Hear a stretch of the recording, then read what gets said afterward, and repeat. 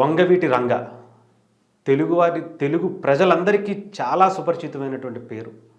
ఆంధ్ర ప్రజలు ముఖ్యంగా బెజవాడ బెబ్బులి, ఆంధ్ర రాబిన్హుడ్గా పిలుచుకునే వంగవీటి రంగా గారి వారసుడిగా వంగవీటి రాధా గారు 2004లోనే అతి చిన్న వయసున్న వ్యక్తిగా ఎమ్మెల్యేగా ఎన్నుకొని కాంగ్రెస్ పార్టీ తరఫున రాజశేఖర రెడ్డి గారికి అప్పట్లో హయాంలో ఆయన ఎమ్మెల్యేగా ఎన్నుకున్నారు. అప్పటి నుంచి ఆయన సంచలనంగానే ఉంటారు. కాకపోతే అనేక సార్లు ఓడిపోవటం ప్రజారాజ్యం టైంలో కావచ్చు, తర్వాత అనేక పరిణామాలు చోటు చేసుకుంటూనే వచ్చాయి. కానీ ఆయన చరిష్మా తగ్గల.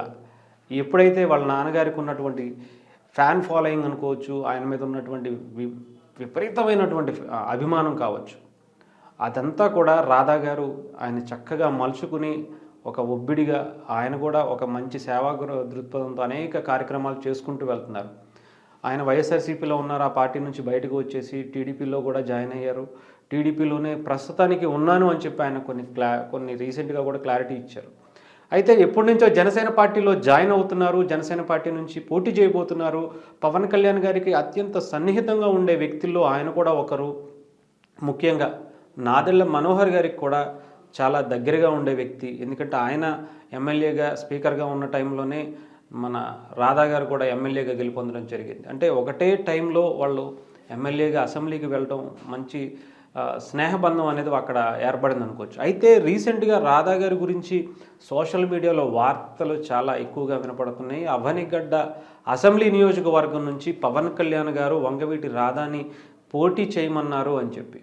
మరి దానికి ఆయన ఒప్పుకున్నారా లేదా అనేది అయితే తెలియదు. కానీ ఆయన ఇప్పుడు విజయవాడ చుట్టుపక్కల ప్రాంతాల్లోనే పోటీ చేస్తూ ఉంటారు. ఈసారి ఆల్మోస్ట్ ఆ సీట్స్ అన్నీ కూడా ఫిల్ అయిపోవడంతో ఆయన అక్కడి నుంచే పోటీ చేస్తారు అని చెప్పి అయితే అనుకుంటున్నారు. అది కూడా అవనిగడ్డ జనసేన పార్టీకి కేటాయించినట్టుగా తెలుస్తుంది. ఆ అవనిగడ్డ నుంచి వంగవీటి రాధా గారిని నించోబెడితే బాగుంటుంది అని చెప్పి పవన్ కళ్యాణ్ గారే రాధా గారిని సూచించినట్టుగా తెలుస్తుంది. అది కూడా రీసెంట్గా అటు నాదెళ్ల మనోహర్ గారిని రాధా గారు కలవటం, అలాగే బాలశౌరి గారిని మచిలీపట్నం ఎంపీగా ఉన్నటువంటి బాలశౌరి గారిని కూడా ఆయన రీసెంట్గా జనసేన పార్టీలో జాయిన్ అవ్వటం, పవన్ కళ్యాణ్ గారు కూడా ఆయన మచిలీపట్నం ఎంపీగా పోటీ చేస్తారని కూడా నిన్న క్లారిటీ ఇవ్వటం.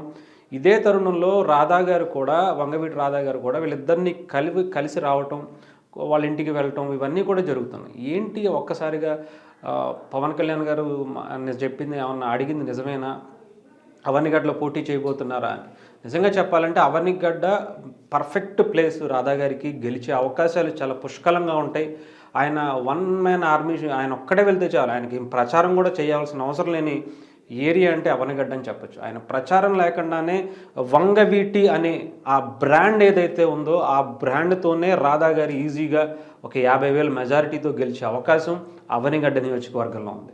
సో అలాంటి నియోజకవర్గం నుంచి మరి వంగవీటి రాధా గారు పోటీ చేస్తారా లేదా అని అయితే క్లారిటీ లేదు. కానీ నాకైతే అనిపించిన ఒక్క విషయం నిజంగా అంటే రాధా గారు పోటీ చేస్తారో లేదో తెలియదు. కానీ టీడీపీ గనక ఒక సరైన నిర్ణయం తీసుకుని గుడివాడలో కొడాలి నాని గారి మీద వంగవీటి రాధా గారు నుంచో పెట్టుంటే మాత్రం అసలు మామూలుగా ఉండేది కాదు. నిజంగా చెప్పాలంటే కొడాలి నాని గారు తగ్గుతారా లేదా, ఎందుకంటే చాలా సన్నిహితంగా ఉండే వాళ్ళిద్దరూ పోటీ చేస్తారా లేదా అని తెలియదు. ఒకళ్ళ మీద ఒకళ్ళు ఆల్రెడీ ఎమ్మెల్యేగా ఆయన చాలా సంవత్సరాల నుంచి సుదీర్ఘమైనటువంటి మంత్రిగా అనుభవం ఉన్నట్టు కొడాలి నాని గారు టీడీపీ నుంచి ఆయన పోటీ చేస్తే మరి స్నేహభావంతో వదిలేస్తారా, ఆయన గెలిపించే బాధ్యత తీసుకుంటారా?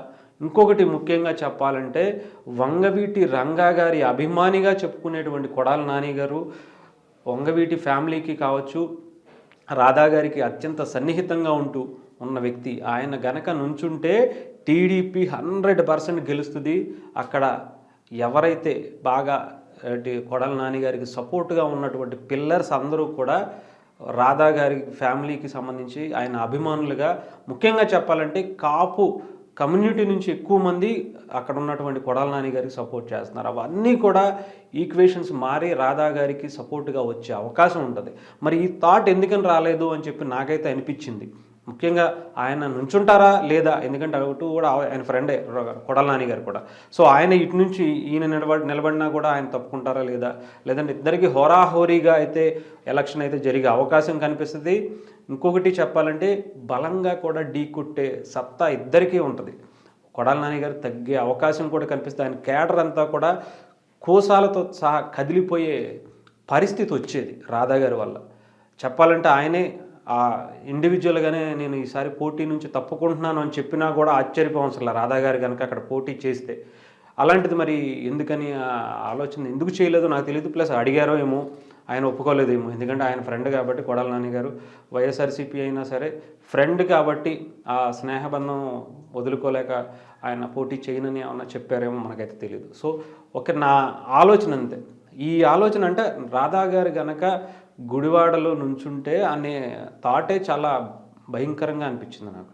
సో ఏదేమైనా సరే ఈసారి వంగవీటి రాధా గారు అసెంబ్లీలో పోటీ చేసి మళ్ళీ తిరిగి అసెంబ్లీలో ఎమ్మెల్యేగా అడుగు పెట్టాలి, మినిస్టర్గా చూడాలని చెప్పి చాలామంది ఆయన అభిమానులు అయితే కోరుకుంటున్నారు. సోషల్ మీడియాలో అవనిగడ్డ నుంచి అయితే పోటీ చేస్తారన్న వార్తలు మరి దానికి సంబంధించి ఇంకా క్లారిటీ రాలేదు. కానీ అటు జనసేన నుంచి కూడా ఎవరు పోటీ చేస్తారనేది కూడా క్లారిటీ రారా.